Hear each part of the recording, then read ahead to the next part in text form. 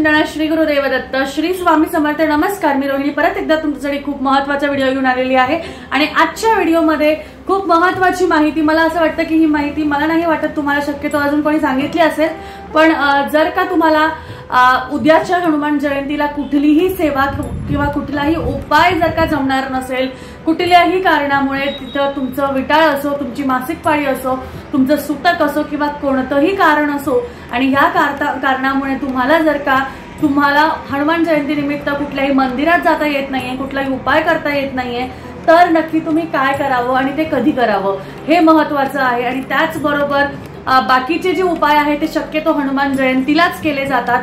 त्यामुळे जर का हनुमान जयंतीचे उपाय तुम्हाला करायला जमले नाही तर नंतर कधी आपण कोणते उपाय करू शकतो ज्याचा फरक हा मारुती रायांच्या हनुमान जयंतीच्या प्रमाणेच त्याचा म्हणजे आपण म्हणतो ना की त्याप्रमाणेच त्याचे इफेक्ट्स होतात।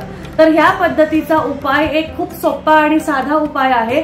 त्या उपायामागे खूप मोठी श्रद्धा भक्ती तुमची असायला हवी, कारण ह्या उपायाने तुमच्या घरावरची इडापिडा, तुमच्यावरची इडापिडा, तुमच्या घरच्यांच्यावरची इडापिडा, तुमच्यावरचे जे दोष असतील, तुमच्यावरचे जे कुठल्याही प्रकारचे संकट असतील, तुमचे काम न होणे, तुमच्या घरात किटकिट होणे, किरकिर होणे, भांडणं होणे, वादविवाद होणे, एकमेकांशी न पटणे, या सगळ्या गोष्टी जर का अशा कुठल्याही गोष्टी कोणतीही असू द्या, बघा कोणतेही कारण असू द्या, कारण 100 असतात, पण त्याचं मागचा रिझन म्हणजे एकच की ते संकट आहे, तो त्रास आपण सहन करतो। त्यामुळे ही गोष्ट लक्षात असू द्या की जेव्हा केव्हा तुम्हाला हनुमान जयंतीला जर का तुम्हाला ही गोष्ट जमली नाही तर जेव्हा केव्हा तुम्हाला ही गोष्ट करायची आहे तेव्हा मनात श्रद्धा भक्ती भाव हे खूप महत्त्वाचं आहे आणि ते केल्याशिवाय तुमच्या त्या उपायाला काहीही फरक होणार नाही। त्यामुळे तुम्हाला काय करायचं आहे बघा, ज्यांना कोणाला हनुमान जयंतीच्या दिवशी जमणार नाही त्यांनी कोणत्याही पुढच्या येत्या मंगळवारी किंवा पुढच्या कोणत्याही दिवशी ज्यांचं समजा सुतक फिटलं, तुमचं विटाळ संपला, तुमची मासिक पाळी संपली, तुमचं काही झालं म्हणजे जे काही तुमचं फिटलं आहे त्याच्यानंतरचा जो शुभ मुहूर्त असेल, शुभ मुहूर्त म्हणजे शुभ दिवस, बघा आपल्या कॅलेंडरमध्ये खाली शुभ दिवस दिलेले असतात, आपल्या पंचांगात शुभ दिवस दिलेले असतात, किंवा जर का हे नसेल करायचं तर फक्त एखादा कोणता तरी पुढचा मंगळवार बघून तुम्हाला जायचं आहे। आणि त्या मंगळवारी तुम्हाला काय करायचं आहे, तुम्हाला मारुती रायाच्या देवळात जाऊन तुम्हाला तुमच्या बरोबर देवळात जायचं आहे आणि तुमच्या बरोबर एक नारळ बरोबर घेऊन जायचा आहे। तो नारळ अखंड असावा, त्यामधली कुठलीही शेंडी काढलेली नसावी, त्याचे म्हणजे काहीही प्रकारचं त्याला सोललेलं नसावं, अखंड नारळ तो प्रॉपर तुम्हाला पूर्ण जसा आहे तसाच नारळ तुम्हाला घेऊन जायचा आहे। आणि त्या मंदिरात तुम्हाला मारुतीच्या प्रतिमेसमोर, मारुतीच्या मूर्तीसमोर तुम्हाला तुमच्या म्हणजे त्या मारुतीच्या मूर्तीसमोर तुम्हाला जायचं आहे आणि तुमच्या डोक्यावरनं 7 वेळा तो ओवाळायचा आहे। बघा आता तुमचा एखादा नारळ आहे माझ्या हातात आणि तो मी घेतला आणि तो माझ्या अंगावरनं, आता समजा इथे मी तुम्हाला दाखवतेय, माझ्या अंगावरनं 1 2 असं तुम्हाला तुमच्या, आता हा उजवा हात आहे, उजव्या हातून डावीकडनं असा पूर्ण फिरवायचा आहे। तुम्हाला सरळ दिसत असेल, उजव्या हातात नारळ घ्यायचा आहे, मारुती रायाच्या समोर उभं राहायचं आहे आणि ह्या हाताने तो हात असा लांब करून तुमच्या डोक्यावरनं असा पूर्ण असा म्हणजे पूर्ण वरून खालपर्यंत घेऊन पूर्ण असा तुम्हाला 7 वेळा फिरवायचा आहे। स्वतःच्या अंगावरनं तुम्हाला तुमच्या स्वतःवरनं डोक्यापासून पूर्ण असा तुम्हाला 7 वेळा तो नारळ फिरवायचा आहे, ओवाळायचा आहे म्हणजे तुमच्यावरनं। आणि त्यानंतर हनुमान चालिसाचा जप तुम्हाला त्याबरोबर करत राहायचा आहे। हनुमान चालिसाचा जप, तुम्हाला हनुमान चालिसा पाठ नसेल तर हनुमानाचा मंत्र कोणताही म्हणू शकता।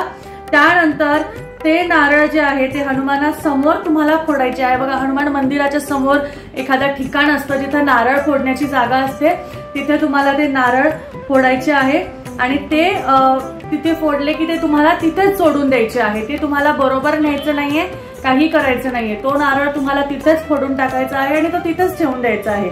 हे उपाय केल्याने तुमच्या आयुष्यातल्या ज्या अडचणी असतील, बघा म्हणत नाही की अगदी एका रात्रीत तुम्हाला सगळा बदल दिसेल, पण मारुती रायांना आपण कसं असतं, आपण आपल्या कोणाकडे जर का विनंती करतो तर ती गोष्ट लगेच होते का, ते नाही, ती गोष्ट लगेच नाही होत, पण त्या गोष्टीला मार्ग फुटतात।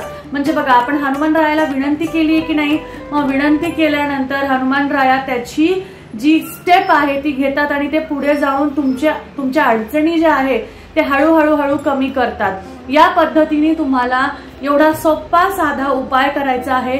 या साध्या सोप्या उपायाने तुमच्या आयुष्यातले, तुमच्या स्वतःवर नाही पण तुमच्या घरातल्या सुद्धा लोकांवरचे जे दोष असतील, ते ग्रह दोष असतील, जे काही कारण असतील, जे काही छोटे मोठे संकट असतील, तुमच्या मुलाबाळांवर, समजा तुमची मुलं ऐकत नाहीये, चिडचिड करतायत, ते तुमच्याशी नीट बोलत नाहीये, तुम्हाला ऐकत नाहीये, व्यवस्थित खात पीत नाहीये, अशा पद्धतीने जर का तुमच्या मुलांवरचं सुद्धा तुम्हाला संकट काढायचं असेल, तुमच्या घरच्यांवरचं सुद्धा तुम्हाला संकट काढायचं असेल, तर तुम्हाला ही साधी सोपी गोष्ट करायची आहे। मंदिरात जायचंय, नारळ घेऊन जायचंय, स्वतःच्या भोवती 7 वेळा ओवाळायचं आहे, हनुमान चालीसाचा पाठ किंवा ते करताना हनुमानाचा एखादा मंत्र म्हणून नारळ तिथे फोडून टाकायचा आणि बसून तिथे एक हनुमान चालीसाचा पाठ करायचा आणि मग घरी यायचं।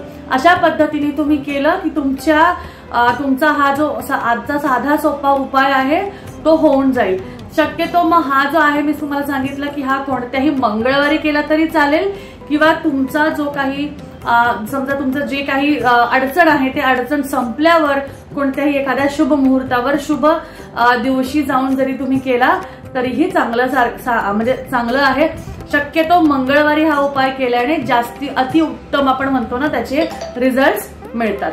तर अशा पद्धतीने आजचा व्हिडिओ मी हा इथेच थांबवते। आशा करते की तुम्हाला आजची ही माहिती आवडली असेल आणि आजची ही माहिती आवडली असेल, व्हिडिओ आवडला असेल तर नक्कीच व्हिडिओला लाईक करा, आपल्या चॅनलला सबस्क्राईब करा, कारण असेच नवनवीन माहितीपूर्वक व्हिडिओज मी तुमच्यासाठी घेऊन येत आहे।